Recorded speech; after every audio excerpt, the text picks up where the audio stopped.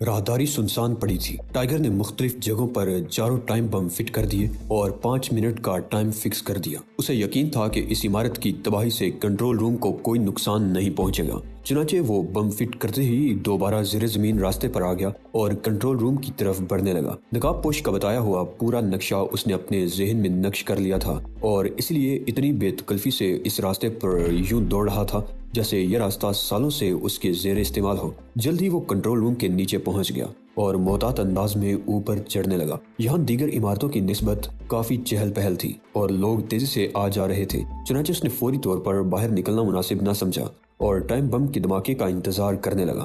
وقت آہستہ آہستہ گزر رہا تھا۔ ٹائیگر کو یہ 5 منٹ 5 سال کے برابر محسوس ہو رہے تھے۔ اس کی نظر رسٹ واچ پر جمی ہوئی تھی۔ جو ہی 5 منٹ پورے ہوئے، ایک سماعت شکن دھماکہ سنائی دیا اور عمارت کو انتہائی خفیف سا جھٹکا لگا۔ اس کے ساتھ ہی چاروں طرف سائرن گونجنے لگے اور لوگ انتہائی افراتفری کے عالم میں بھاگنے لگے۔ ٹائیگر تیزی سے باہر آ گیا۔ اس نے دیکھا کہ دوڑنے والوں کا رخ بیرونی دروازے کی سمت ہے، چنانچہ وہ اطمینان سے اوپر کی سمت دوڑنے لگا۔ اس کی منزل 2nd فلور تھی، جس کے ایک کمرے میں ماسٹر کمپیوٹر نصب تھا۔ باہر شور بدستور جاری تھا۔ اس کے لگائے ہوئے ٹائم بم نے پوری رہائشی عمارت کو ملبے کے ڈھیر میں تبدیل کر دیا۔ ٹائیگر مختلف کمروں میں جانگتا ہوا بالآخر اس بڑے کمرے کے دروازے پر پہنچ گیا جو اس کی منزل تھا۔ اس کمرے میں دوسرے کمروں کی نسبت سٹیل کا دروازہ نصب تھا۔ ٹائیگر نے بغور دروازے کا جائزہ لیا۔ دروازہ کافی مضبوط تھا۔ وہ دھیرے دھیرے چند قدم پیچھے ہٹا اور اپنی سانسوں کو متوازن کرنے لگا۔ اس کے عضلات خود بخود پتھر کی طرح سخت ہونے لگے۔ وقت تیزی سے گزر رہا تھا۔ اس کے کانوں میں باہر ہونے والا شور اب بھی گونج رہا تھا۔ اس کا ارادہ دروازہ توڑنے کا تھا، پھر اس سے پہلے کہ وہ دوڑتے ہوئے دروازے سے ٹکراتا، دروازہ ایک جھٹکے سے کھل گیا اور ٹائیگر اپنی جگہ ٹھٹک کر رہ گیا۔ ٹائیگر اس وقت نقاب میں نہ تھا۔ یہی وجہ تھی کہ نقاب پوش کی آنکھوں میں اس کے لیے شک کے سائے لہرا رہے تھے۔ وہ بغور ٹائیگر کے سراپا کا جائزہ لے رہا تھا۔ وہ محتاط قدموں سے چلتا ہوا راہداری کے درمیان آ گیا۔ جو ہی اس نے ٹائیگر کی طرف قدم اٹھایا، ٹائیگر کے ذہن میں ایک کوندا سی لپکا۔ اسے ایسا محسوس ہوا جیسے وہ اس سیاہ پوش سے پہلے بھی مل چکا ہے، لیکن کہاں؟ اس نے اپنے ذہن پر زور ڈالا، لیکن اسے یاد نہ آ سکا کہ اس سیاہ پوش سے وہ کہاں ملا تھا۔ سیاہ پوش اب بھی اسے نظروں سے تول رہا تھا۔ اس کے دونوں ہاتھ میکانکی انداز میں اپنے سینے کے سامنے آ کر رک گئے اور اس نے باکسروں کا سا پوز بنا لیا۔ ٹائیگر کے ہونٹوں پر مسکراہٹ دوڑ گئی۔ اسے یاد آ گیا کہ وہ اس سیاہ پوش سے کہاں ملا تھا۔ یہ وہی سیاہ پوش تھا جو اسے جنگل میں ہزیمت پہنچا کر فرار ہو گیا تھا۔ ٹائیگر نے بھی ویسا ہی پوز بنا لیا، لیکن اپنی جگہ سے کوئی حرکت نہ کی۔ وہ اس کے قریب آنے کا انتظار کرنے لگا۔ سیاہ پوش آہستہ آہستہ فاصلہ کم کر رہا تھا۔ اس کی آنکھیں ٹائیگر کے چہرے پر جمی ہوئی تھی۔ وہ اپنے انداز سے یہی ظاہر کر رہا تھا کہ اس کا ہدف ٹائیگر کا چہرہ ہے، لیکن ٹائیگر جانتا تھا کہ وہ دھوکے کا وار کرے گا۔ اس کا ہدف چہرے کے بجائے اس کے جسم کا کوئی حصہ ہوگا۔ ٹائیگر کا یہ اندازہ غلط نہ تھا۔ جو ہی وہ قریب آیا، اس نے فوراً اپنا انداز تبدیل کر لیا، لیکن ٹائیگر اس مرتبہ دھوکہ کھانے پر تیار نہ تھا۔ وہ سمجھ چکا تھا کہ اس کا مقابل ایک عیار آدمی ہے اور کسی حد تک لڑنے کے فن سے بھی آگاہ ہے۔ چنانچہ جو ہی وہ جھکا، ٹائیگر نے تیزی سے اپنی جگہ چھوڑ دی اور اپنا بایاں ہاتھ اس کے چہرے کی طرف اچھال دیا۔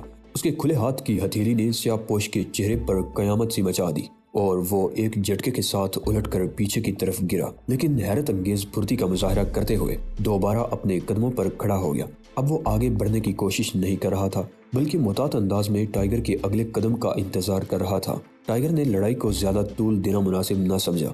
وہ تیزی سے اس کی جانب بڑھا۔ سیاہ پوش اسے یوں بے اختیارانہ آگے بڑھتے ہوئے دیکھ کر اپنی جگہ سے اچھلا۔ اس نے پوری قوت سے ٹائیگر کے سر پر ٹکر مارنے کی کوشش کی تھی۔ ٹائیگر نے اپنا سر بچانے کی کوشش نہ کی۔ پھر جو ہی سیاہ پوش کا سر ٹائیگر کے ماتھے سے ٹکرایا، وہ خود ہی پلٹ کر گر گیا اور کمرے میں دور تک رگڑ کھاتا چلا گیا۔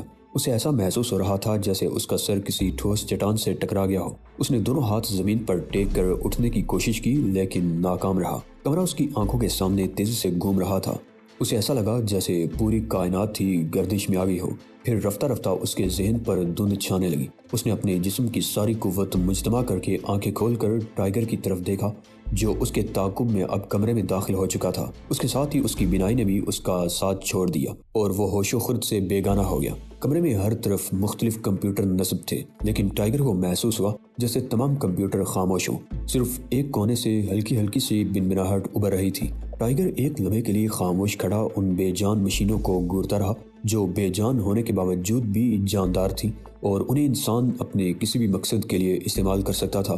وہ زیادہ دیر تک محویت کے عالم میں نہ رہ سکا اور اگلے ہی لمحے وہ ان کمپیوٹروں کو برقی رو پہنچانے والا پوائنٹ ڈھونڈنے لگا اور جلدی وہ اس کو ایک کارٹریج کیبنٹ کے عقب سے دریافت کرنے میں کامیاب ہو گیا۔ ٹائیگر نے اس خدشے کے پیش نظر کہ کمپیوٹر کی تباہی کے دوران کہیں فائر سرکٹ اور آن سرکٹ آپس میں مل کر کسی لرزہ خیز تباہی کا پیش خیمہ نہ بن جائیں، ان تاروں کو ایک جھٹکے سے الگ کر کے برقی رو کا رابطہ کمپیوٹروں سے منقطع کر دیا اور فوراً ہی ایک زکن بھر کر وہ کمپیوٹروں کے نزدیک پہنچا جو تھوڑی دیر قبل تک کیمپ کے پورے نظام کو کنٹرول کرتا تھا، اب کاٹ کباڑ رکھنے والے کسی اسٹور کی شکل اختیار کر چکا تھا۔ ٹائیگر نے ایک مطمئن نگاہ کمرے پر ڈالی، اسے یقین تھا کہ اس نے بستائیوں کے پروگرام کو اب ایک طویل عرصے کے لیے التوا میں ڈال دیا ہے، چنانچہ وہ یہاں سے فارغ ہوتے ہی دوبارہ زیر زمین راستے پر آ گیا۔ اب اس کا رخ بدو کی طرف تھا جو بیرون دروازے کے پاس اس کا منتظر تھا۔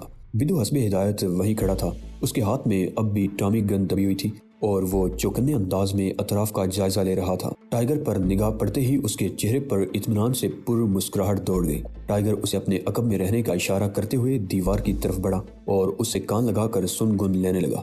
دیوار کے عقب سے باتیں کرنے کی ہلکی ہلکی بنبناہٹ سنائی دے رہی تھی۔ اس نے ریموٹ کنٹرول نکال کر اس کا رخ دیوار کی طرف کر دیا، لیکن دیوار میں کوئی بھی خلا پیدا نہیں ہوا۔ یہ دیکھ کر بدو کے چہرے پر مایوسی سی پھیل گئی، اسے محسوس ہوا جیسے یہ زیر زمین سرنگ اب ان کی قبر ثابت ہوگی، لیکن ٹائیگر کے چہرے پر تشویش کا کوئی بھی تاثر نہ تھا۔ وہ چند قدم پیچھے ہٹ گیا اور پھر دوڑتے ہوئے بدو کے پاس سے گزرا۔ بدو کو ایسا محسوس ہوا جیسے اس کے قریب سے ہوا کا جھونکا گزر گیا ہو، پھر اگلے لمحے اس کی آنکھیں حیرت سے پھٹ کر رہ گئی۔ اس نے طاقت کا ایسا مظاہرہ اپنی زندگی میں کبھی نہ دیکھا تھا۔ ٹائیگر نے اڑتے ہوئے دیوار پر فلائنگ کک استعمال کی تھی اور اگلے ہی لمحے دیوار کا وہ حصہ جہاں کبھی خفیہ دروازہ رہا ہوگا، اب وہاں دروازے کے برابر ایک خلا موجود تھا۔ اس کے ساتھ ہی راہداری میں سورج کی روشنی در آئی۔ کمرے میں 4 سیکیورٹی کے جوان بیٹھے تھے اور حیرت سے دروازے میں نمودار ہونے والے خلا کو تک رہے تھے۔ بدو نے فوراً ٹامی گن کا رخ سیدھا کیا اور ٹریگر پر انگلی کا دباؤ بڑھا دیا۔ فضا میں ٹامی گن کا کہکہا گونجا اور چاروں آدمیوں کا جسم مختلف مقامات سے خون اگلنے لگا، لیکن کیمپ میں ہونے والے عمل اور سائرن کی آوازوں میں گولیوں کی تڑتڑاہٹ دب کر رہ گئی۔ ٹائیگر تیزی سے دروازے کی جانب بڑھا۔ کیمپ میں ہر طرف افراتفری کا عالم پھیلا ہوا تھا۔ ٹائیگر نے بدو کو باہر آنے کا اشارہ کیا اور دوڑتے ہوئے ایک جیپ کی طرف بڑھا۔ بدو نے فوراً سٹیئرنگ سنبھال لیا اور جیپ کمان سے نکلے ہوئے تیر کی طرح گیٹ سے نکل گئی۔ بہرام اپنے خیالوں میں مگن تھا، اس کی نظریں ونڈ سکرین پر جمی ہوئی تھی، اس کا ذہن اب بھی صدر کی باتوں میں الجھا ہوا تھا۔ دفعتاً اس کی نگاہ دائیں جانب پڑی اور وہ چونک کر رہ گیا۔ ایک کار خطرناک حد تک اس کی کار کے نزدیک آ چکی تھی اور کسی بھی لمحے دونوں کاروں میں تصادم ہو سکتا تھا، لیکن سب سے زیادہ خطرناک وہ سیاہ نال تھی جو کھڑکی سے جھانک رہی تھی اور اس کا رخ اسی کی جانب ہی تھا۔ بہرام کے ذہن میں خطرے کی گھنٹیاں بجنے لگیں۔ اس نے ایکسیلریٹر پر پیر کا دباؤ بڑھا دیا۔ کار نے ایک جھٹکا لیا اور تیزی سے آگے بڑھ گئی۔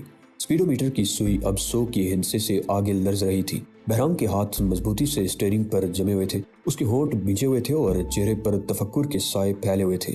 اس کا ذہن کمپیوٹر کی طرح کام کر رہا تھا، لیکن اس کی سمجھ میں نہیں آ رہا تھا کہ یہ کون لوگ ہیں اور ان کا مقصد کیا ہے۔ کیا وہ اسے قتل کرنا چاہتے ہیں یا اغوا؟ دونوں کاریں اب بھی اس کے پیچھے آ رہی تھی اور دوبارہ اس کے برابر پہنچنے کی کوشش کر رہی تھی۔ ان کی رفتار بھی خطرناک حد تک تیز تھی۔ بہرام نے سٹیئرنگ کو ایک ہاتھ سے تھام لیا اور دوسرے ہاتھ سے ڈیش بورڈ کے ساتھ لگے ٹیلی فون سیٹ پر چارہ گر کے نمبر ڈائل کرنے لگا۔ ابھی وہ آخری نمبر ہی ڈائل کر رہا تھا کہ اسے ایک جھٹکے کے ساتھ سیدھا ہو جانا پڑا۔ اسے ایسا محسوس ہوا جیسے اس کے شانے میں آگ سی لگ گئی ہو۔ اس نے تکلیف کی شدت سے سختی سے دانت بیچ لیے اور ایکسیلریٹر پر پیر کا پورا دباؤ ڈال دیا۔ اس نے کنکھیوں سے اپنے شانے کی طرف دیکھا۔ خون تیزی سے رس رس کر اس کے کپڑوں کو سرخ کر رہا تھا۔ غالباً اس پر بے آواز ریوالور سے فائرنگ کی گئی تھی۔ تعاقب میں آنے والی کاریں اب پھر قریب آ رہی تھی۔ بہرام اپنی حالت پر قابو پانے کے لیے اپنی تمام تر قوت ارادی سے کام لے رہا تھا۔ اس نے سائیڈ گلاس میں تعاقب میں آنے والی کاروں کو دیکھا۔ ایک کار تیزی سے اس کے دائیں جانب سے آگے بڑھنے کی کوشش کر رہی تھی۔ بہرام نے تیزی سے ایکسیلریٹر سے پاؤں ہٹاتے ہوئے کار کی رفتار کم کی۔ پھر جو ہی تعاقب میں آنے والی کار اس کے قریب پہنچی، اس نے تیزی سے سٹیئرنگ دائیں جانب کاٹا۔ کار کا پچھلا بمپر تعاقب میں آنے والی کار سے رگڑ کھانے لگا۔ بہرام نے کار کی رفتار مزید کم کی۔ اب دونوں کاریں برابر دوڑ رہی تھیں۔ بہرام نے پوری قوت سے دوبارہ دائیں جانب موڑا۔ دوسری کار کے ڈرائیور کے چہرے سے اب گھبراہٹ کے تاثرات جھلک رہے تھے۔ اس نے گھبرا کر تیزی سے اپنی کار کا سٹیئرنگ بھی بائیں جانب کاٹا اور اس کی کار ایک جھٹکے سے گرین بیلٹ پر چڑھ گئی اور پھر بے قابو ہو کر مخالف روڈ پر دوڑنے لگی۔ پھر اگلے لمحے ایک زوردار دھماکے کے ساتھ سامنے والی ایک تیز رفتار کار سے ٹکرا گئی۔ दूसरी कार वालों ने भी घबरा कर कार रोक ली थी। बहराम के जहन पर अब तेजी से धुंध छाती जा रही थी और सख्त थकावट का एहसास हो रहा था। उसने सर झटक कर जहन पर छाने वाली धुंध दूर करने की कोशिश की, लेकिन उसने महसूस किया कि अब वो स्टीयरिंग को मजीद कंट्रोल नहीं कर सकता। उसने एक्सीलेटर से पैर हटा लिया और रफ्ता रफ्ता उसका सर स्टीयरिंग से जा टिका। क्या चारागर का राज खुल गया? उसके डूबते जहन में आने वाला ये आखिरी सवाल था। इसके साथ ही वो होशो खुद से बेगाना हो गया। उनकी जीप तेजी से बस्ताओ की तरफ दौड़ रही थी। सूरज आहिस्ता आहिस्ता बुलंद हो रहा था। बिदू इंतहाई महारत से ड्राइव कर रहा था। टाइगर उसकी महारत का दिल में कायल हो रहा था। कजान से बस्ताओ का सफर तकरीबन 8 घंटों का था और टाइगर की कोशिश थी कि वो शाम का अंधेरा फैलने से कबल बस्ताओ पहुंच जाए, ताकि हालात का ठीक तरह से जायजा लेकर आइंदा का लाहे अमल तैयार कर सके। वो ऐसी नाजुक सूरत हाल से इससे कबल दो चार नहीं हुआ था। वो सरापाए फौलाद था और उससे टकराने वाले हर शख्स के नसीब में मौत के सिवा कुछ न था। ओशान की तरबियत ने उसे लासानी इंसान बना दिया था, लेकिन वो अक्ले कुल न था। तमाम तरबियत और मेहनत शाखा के बावजूद वो इल्म के समंदर से एक कतरा इल्म ही हासिल कर सका था। यही वजह थी कि वो कजान के कैंप में इंतहाई जदीद टेक्नोलॉजी के हामिल एटमी मिसाइल के सामने खुद को बेबस तस्वुर कर रहा था। जब वो बस्ताओ की हदूद में दाखिल हुए तो सूरज अपना सफर तय करते हुए मंजिल के करीब पहुंच चुका था और शाम के साये लंबे होना शुरू हो गए थे। उन्होंने जीप की रफ्तार कम कर दी। मकामी लोग उन्हें हैरत से आंखें फाड़ फाड़ कर देख रहे थे। टाइगर ने कजान से यहाँ तक कहीं भी ऐसे मुजाहरे नहीं देखे कि जिन्हें देखकर ये कहा जाए कि इस मुल्क की जमीन सोना और हीरे उगलती है। हर तरफ अफलास अपनी नुमाइश करती नजर आ रहा था। टाइगर ने जीप एक कदरे वीरान इलाके में रुकवा दी थी।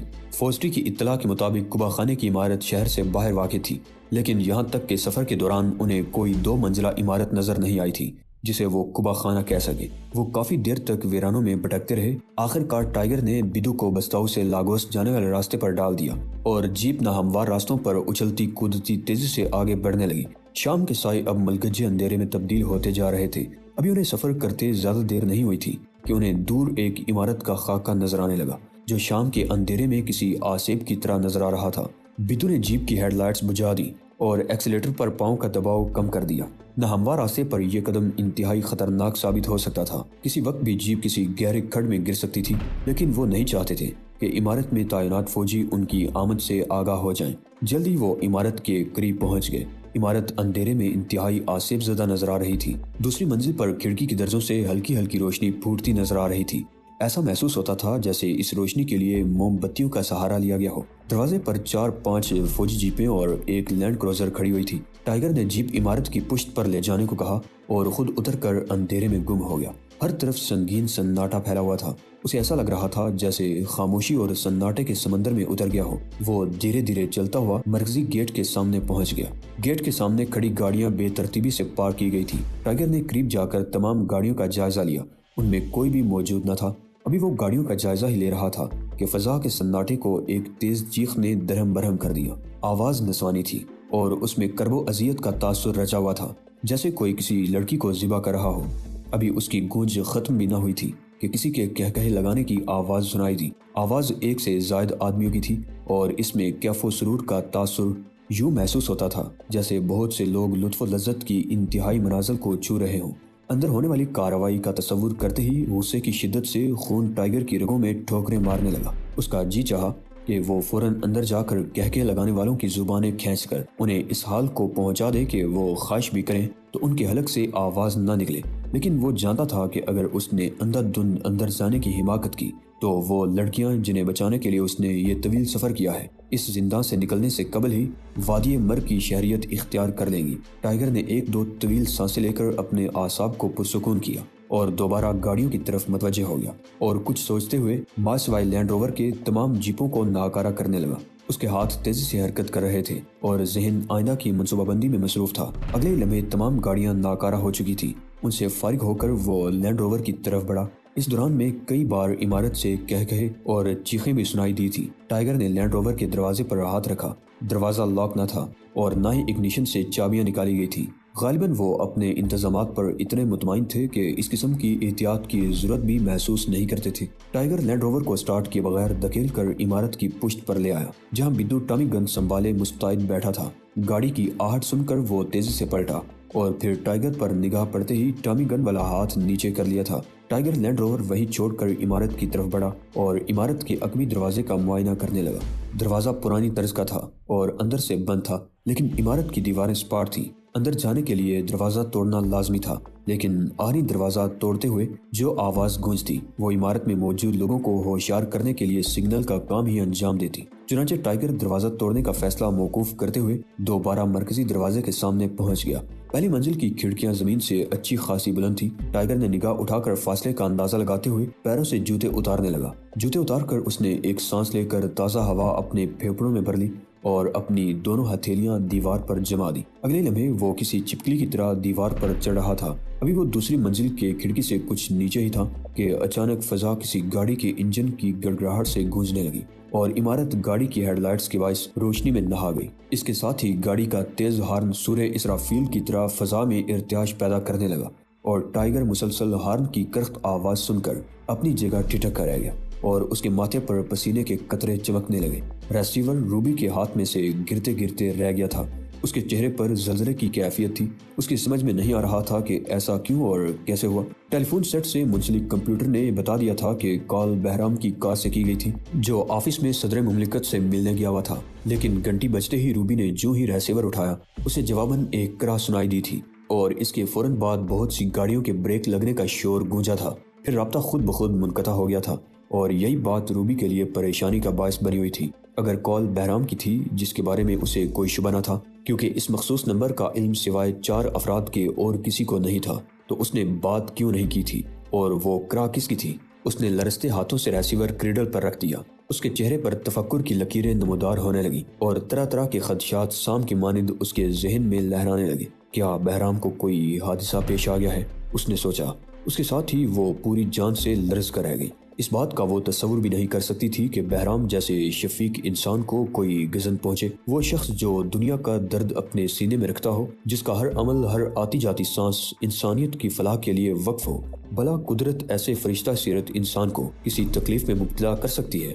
اس کے نزدیک یہ ناممکن سی بات تھی۔ اس نے فون سے منسلک ٹیپ ریکارڈر ریوائنڈ کیا، پھر اسے آن کر کے اپنی تمام تر توجہ اس کی جانب مبذول کر دی۔ ٹیپ ریکارڈر سے 2 بار کھر کھر کی آواز سنائی دی جیسے کوئی نمبر ڈائل کر رہا ہو، پھر کلک کی آواز سنائی دی جو کمپیوٹر آن ہونے کی آواز تھی۔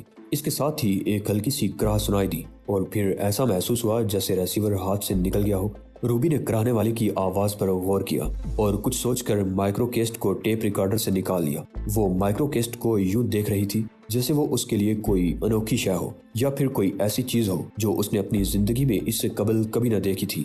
اس کی آنکھوں میں بے یقینی کے سائے لہرا رہے تھے۔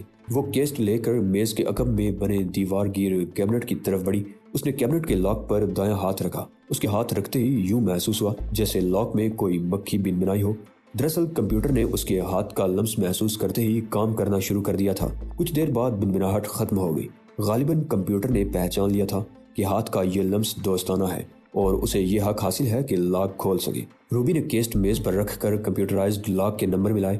اگلے لمحے لاک کلک کی آواز کے ساتھ کھل گیا۔ روبی کیبنٹ کے دونوں پٹ کھول کر پلٹی اور مائکرو کیسٹ اٹھا کر کیبنٹ میں نصب ایک اسٹیریو ٹیپ ریکارڈر کے حجم کے برابر کمپیوٹر کی طرف متوجہ ہو گئی۔ اس نے مائکرو کیسٹ کو کمپیوٹر میں بنے ایک خانے میں لگا دیا اور مختلف بٹن دبانے لگی۔ اگلے لمحے کمپیوٹر سے کاغذ کی ایک سلپ برآمد ہوئی۔